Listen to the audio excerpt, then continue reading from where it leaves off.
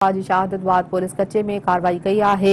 या हम ख़बर नाज़रवा सां शेयर कयूं पिया। घोटकी जे कचो बुंडे 2 वारे इलाइक़े में पुलिस पारां ऑपरेशन कयो पियो वञे। ॾोहारनि पारां पुलिस जी बख़्तरबंद गाॾियुनि ते रॉकेट फायर हमला कया विया आहिनि। इन हवाले सां नाज़रवा खे ॿुधायूं पिया त एहलकार गुलाम मुस्तफ़ा जी शहादत बाद पुलिस कचे में कार्रवाई कई है।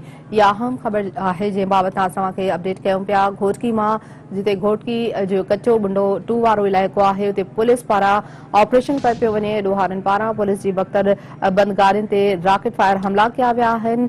एहलकार गुलाम मुस्तफ़ा जी शहादत बाद पुलिस कचे में कार्रवाई कई है। अहम ख़बर ॾींदा हलूं पिया, अपडेट कयूं पिया। अहम ख़बर के हवाले सां घोटकी जे कचो बुंडे 2 वारे इलाइक़े में पुलिस पारां ऑपरेशन जारी है। ॾोहारनि पारां पुलिस जी बख़्तरबंद गाॾियुनि ते रॉकेट फायर किया विया आहिनि। एहलकार गुलाम मुस्तफ़ा जी शहादत बाद नाज़रवा खे ॿुधाईंदा आहियूं त पुलिस कचे में कार्रवाई कई है।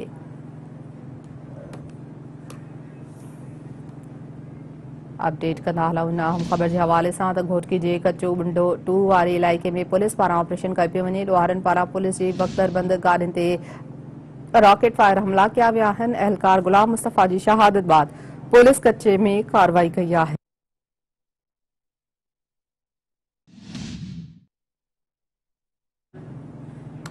जी नाज़रीन अवां खे ॿुधायूं पिया अहम ख़बर के हवाले सां घोटकी जे कचो बुंडे 2 वारे इलाइक़े में पुलिस पारां ऑपरेशन कयो पियो वञे। इन हवाले सां नाज़रवा खे ॿुधायूं पिया ॾोहारनि पारां पुलिस जी बख़्तरबंद गाॾियुनि ते रॉकेट फायर किया विया आहिनि।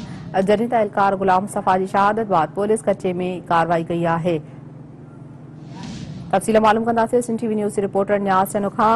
न्याज़, छा तफ़सील आहिनि? पुलिस पारां कचे वारे इलाइक़े में ऑपरेशन कयो पियो वञे।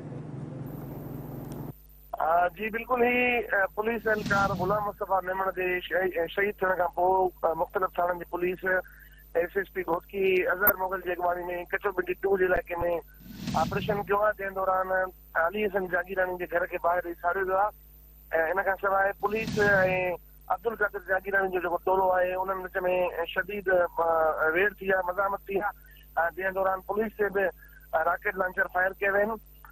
उन खां सवाइ पुलिस तमामु घणी फायरिंग भी थी आहे। जंहिंखां पोइ पुलिस जेको कचो बिंडी 2 जो इलाइक़ो आहे उन में वापसि मोटण ते मजबूर थी आहे। हिन वक़्त ताईं पुलिस के को ख़ातिर ख़्वाह नतीजो न मिली सघियो आहे, न को ॾोहारी वग़ैरह गिरफ़्तार न थी सघियो आहे।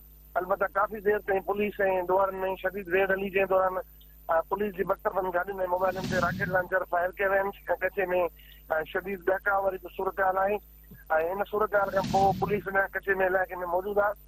पुलिस जो चवणु आहे त ॾोहारनि जे ख़ात्मे ताईं या गिरफ़्तारी ताईं ऑपरेशन जारी रहंदो। जी ठीक है, वॾी महिरबानी न्याज़ चनो अपडेट करण जे लाइ।